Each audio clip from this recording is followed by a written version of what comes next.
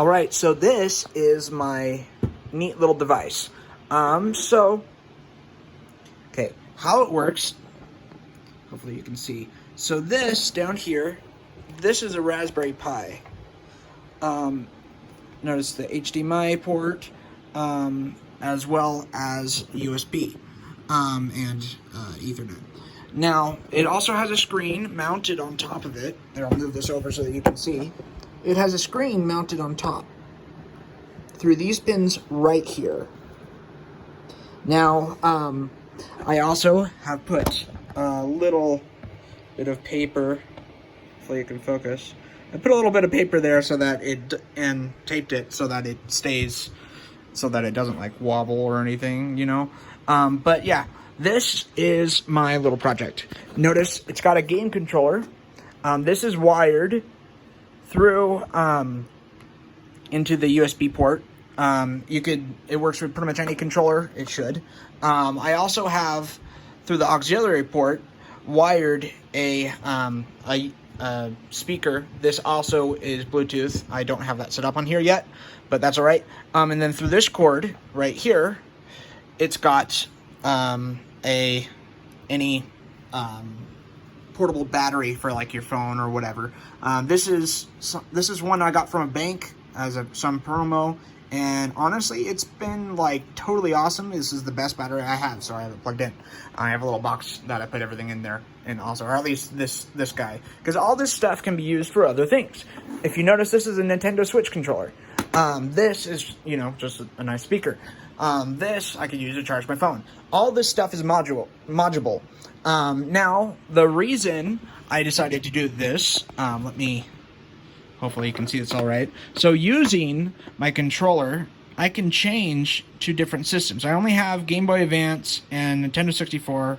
I'm going to check and see if the Game Boy Advance actually has everything on there that it should. Hopefully this can focus. But yeah, it's pretty neat. You could put not only Game Boy Advance games and N64 games, but even like, you know, the ROM hacks that people make. So custom ones too. Of course, it has to be built for certain hardware. You know, like this can't run GameCube, but this can run up to like Nintendo 64, at least with Nintendo systems, which is what most people know. So I can also, I've configured this when I first installed this operating system, which is RetroPie. When I first installed it, it lets you set up your controller. I also have a portable keyboard here. Let me pull it out, which is pretty neat. In this portable keyboard, it's USB, and I can just plug it directly into here, and it will also understand what that is too. Same thing with mouse, although I don't think, but I mean, that's just a natural thing. I don't know, actually. I don't know for a mouse if it would understand that with this operating system. But yeah, as you can see, I have a bunch of different... Oh, and what I was saying about this, it lets you set up your controls for what's what. So like this being up, down, you know, A, B, start, select. This is movement and this is movement. It also sets up the triggers, everything. Really neat.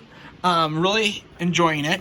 Now I am going to show that this does work, and you can hear the clicking as I change options. Let's see if it... Let's see. I'm trying to see if it brought the other Game Boy games on here also. There should be an Undertale on here, but it doesn't look like there is. So, and you can also change through this way. It's interesting, it's not showing the Undertale thing, so it's only showing the Game Boy Advance games for some reason. Oh wait, no, that's because I haven't put it on yet. Which I can do easily enough by pulling out a USB stick that you put the files on a certain way. You just you build a folder called RetroPie, and then you plug it in, take it out, and then it's generated a file structure. And then all you do, if I can do this one-handed, you just plug it in, maybe. There we go. Caught it. Okay, you plug that in. Let me go out of the menu. Probably won't change anything. But, yeah. And then it automatically will bring the stuff over, I believe. So let's see if it has. Maybe not yet. That's all right. Sometimes it takes a while depending on the size of stuff. But yeah, also this is the RetroPie menu. Pretty neat. You can, in order to get this to work with the screen, I had to actually go and connect this up to TV first using the HDMI port, because it automatically wants to use the HDMI port, which is fair enough, I guess, but it doesn't detect if it's got a screen plugged in first. So it used the HDMI port, plugged it into a screen. Then I had to connect it to the Wi-Fi, and you just plug it into the TV or monitor or whatever, just so that you can actually see what you're doing. Then I went into the terminal, and I added code. Well, no, I connected to Wi-Fi first. This is after installing RetroPie on this little teeny tiny come on, focus. This little tiny SD card. It's a 32 gigabyte one. But anyway, so after installing RetroPie on that, plug it in, hook it up to a monitor, you connect it to Wi-Fi.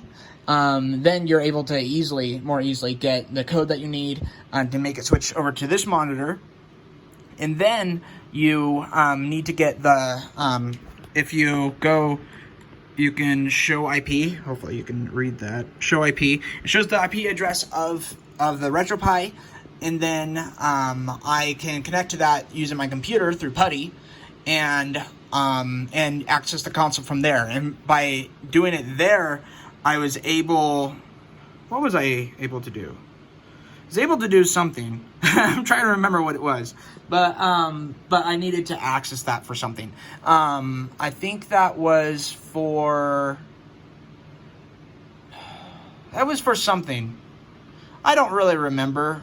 Oh, wait, no, that's... No, that was in order to get it to work with the screen, I think. I don't really remember. But I followed some instructions, and those are in the document that I'm sending this in. Or that I'm... the final project report. Anyway, I have links to the video and the documents that helped me understand how to do this, as well as one of those websites having the code that I used in order to make the screen work. But it was all pretty easy once you knew what you were doing. And now that I've kind of explained some of that, that would make this easier for anyone else if they wanted to try doing this. So this is a thing that you could possibly show other students later on, or maybe for a different class or something. I don't know, whatever. But yeah, it's really, really fun. I wanted to show... Let's see. Yeah, okay, so it's not... So I could technically take this out now, and it probably has put the games on there. I don't know. It's just not showing it yet, but probably. Or actually, I could maybe check. It might have just stuck them in Game Boy Advance by now. Someone...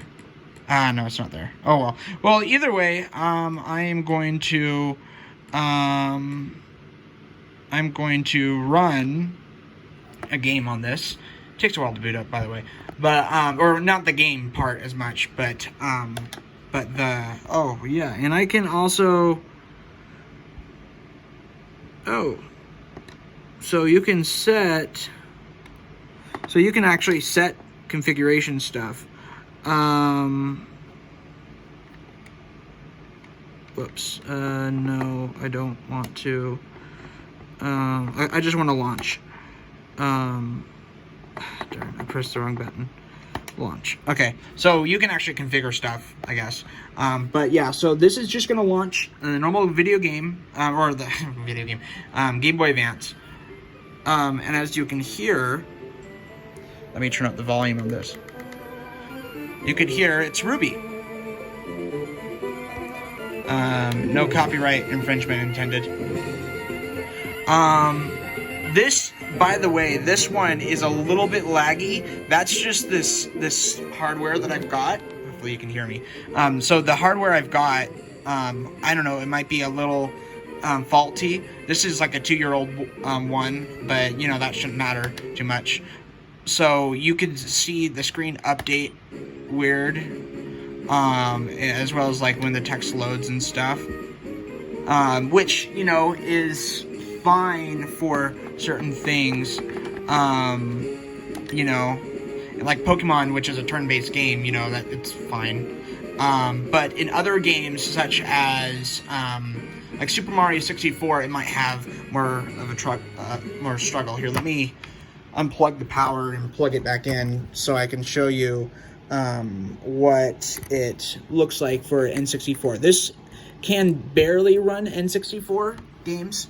It's not. I mean, it's got pretty good processing power, but it's not. You know, it's not the best. This is still a small device. You're now seeing the boot up time. But yeah, this was supposed to be really short. This whole thing, but I have put stuff for the box and have a rubber band so that I can make it so it kind of stands up at an angle, but just by wrapping the rubber band around it like this.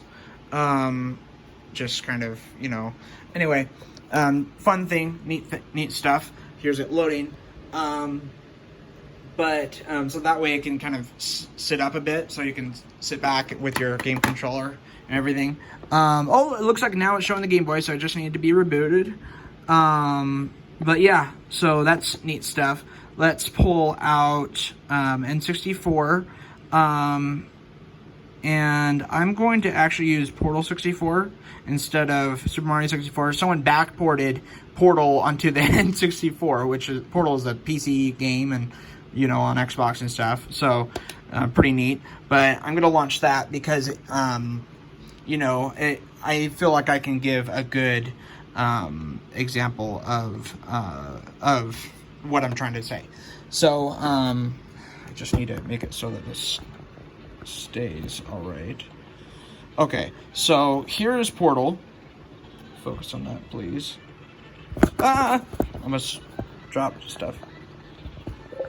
Hello, and oh wow, it really got the welcome audio to and the stuff. Aperture Science Computer Aided Enrichment Center. We hope your brief detention in the relaxation vault has been a pleasant one. Your specimen has been processed, and we are now ready to begin the test proper. You can kind of see the Before we problems start, here. however, keep in mind that although fun and learning are the primary goals of all enrichment center activities, serious injuries may occur. For your own safety and the safety of others, please refrain from por favor, por donde vayan, muchas gracias. Stand back. The portal will open in 3, 2, 1. So as you can see, the frame rate and update speed of this, as I spin around, it's not the best. That's because this isn't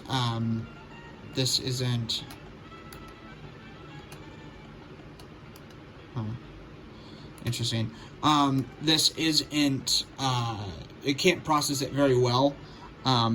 But like on Game Boy and stuff, it's fine. This was, without hearing the audio, this was actually pretty playable. You know, it's not too bad, but like, you know, you can still tell where you're going and what's going on. But I suspect that in some of the more high velocity areas, if you will, where you have to pay attention to timing, that would be a big issue. But you know, as you can see right now, I am playing the game as intended. The controls went really wacky on this for some reason. I don't know if that's with all the N64 games for this.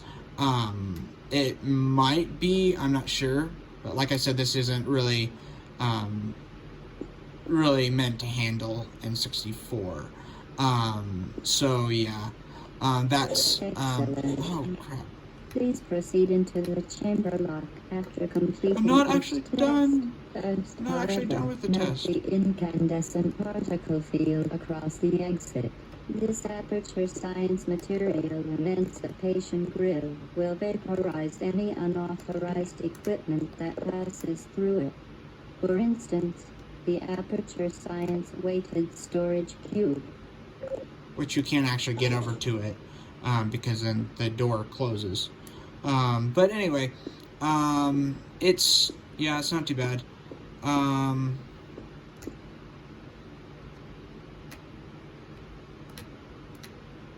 Yep. So you get the controls are a little wacky on this. For example, let me zoom out a bit. I'm like balancing this, hoping that like it works all right. Okay. Well, anyway, this is to look around, which is weird. Normally that's to move. This, if I press up, it looks forward. If I press down, it looks backwards. If I go to the side, it crouches, which is weird. This is to actually move. Like I said, kind of weird. This is to pick stuff up. This is at least to... Oh, that makes me look behind too. B is jump.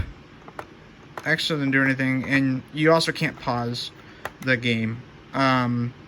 But you know, it's got its quirks, and I don't know if that's just I have bad configuration, but like literally none of the buttons do what I thought they would do. But it works fine on Game Boy, so I don't know. But anyway, that's my project. I hope this was good. I